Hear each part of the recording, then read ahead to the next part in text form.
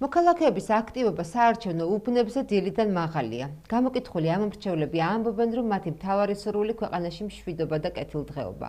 ნაწილი კი ცვლილებებს ელოდება. საუბრობს ოპოზიციაზეც და აცხადებს, რომ პოლიტიკური პროცესი საჭიროებს ძლიერ და კეთილსინდისიერ ოპოზიციურ ფლანგს.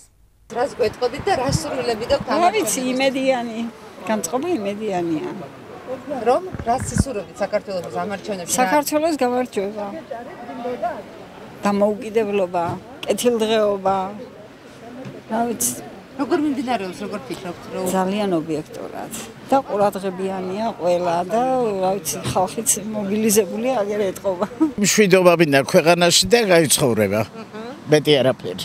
მადლობა. ჯანმრთელობა მთავარია იყოს და ყველაფერს გაუძლებს ადამიანი. განწყობა როგორ იყო? ძალიან კარგი. რა თქმა უნდა, კარგი მოლოდინები. განწყობა განწყობა შესაბამისი, ამინდი კარგია და განწყობა შესაბამისად კარგი.